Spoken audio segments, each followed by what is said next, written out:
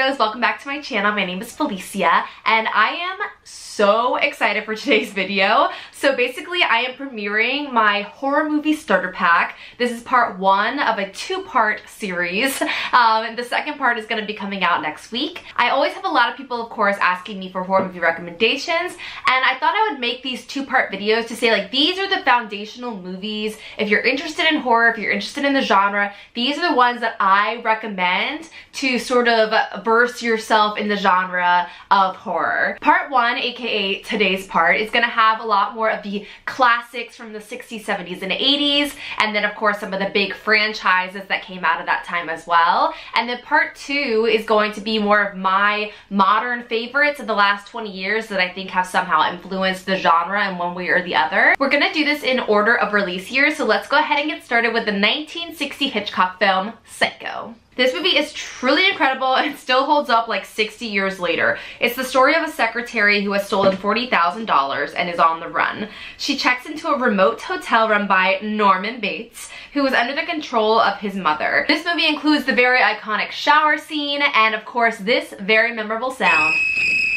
It stars Anthony Perkins and Janet Leigh, who is also the mother of 80s horror queen Jamie Lee Curtis. To me, Psycho feels like the starting point of like the modern horror movie, and that's a really good place for you to start if you're interested in the genre. Number two is the 1973 film The Exorcist. It follows the demonic possession of 12-year-old Reagan and her mother's fight to get her daughter back. The movie stars Ellen Bernstein and Linda Blair. This was actually the first horror movie to ever be nominated for an Academy Award for Best Picture, and I can see why. It's an incredible movie and still so scary. Even today, scary movie. I saw it for the first time when I was like 13 years old, and I think it actually sort of inspired my love of horror over the years. That was like the movie where I was like, whoa, I am physically affected by this movie and I am interested in that. When this movie hit theaters in '73, paramedics literally had to be called to theaters because people were fainting and going into hysterics because they had never seen a movie that was this scary before. This movie includes the iconic Reagan's head turning all the way around scene,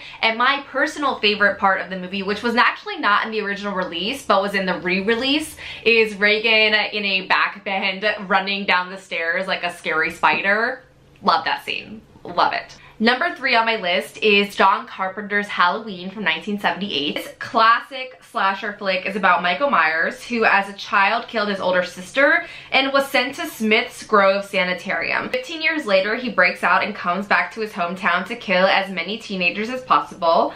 This was actually Jamie Lee Curtis's first film, which I think is insane, and inspired her to be in other horror movies of the 80s. There are currently a total of 10 movies in this franchise, and the new one coming out on October 19th is sure to be a banger. And sidebar, I just got the new Michael Myers Funko Pop. So he's very cute, has his little knife, and is also covered in blood. Next on our list, we have the 1980 film Friday the 13th.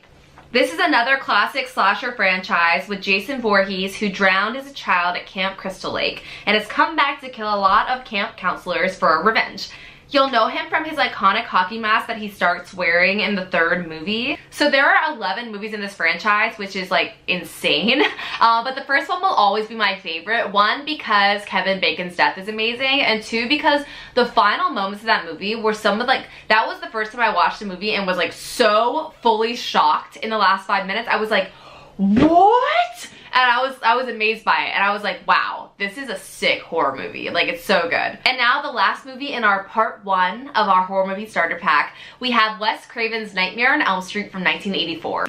This is, of course, Freddy Krueger with his infamous glove who kills teenagers through their dreams and in reality. It stars Heather Langenkamp as Nancy and Robert Englund as Freddy. It also features a young Johnny Depp in one of my favorite horror movie scenes of all time.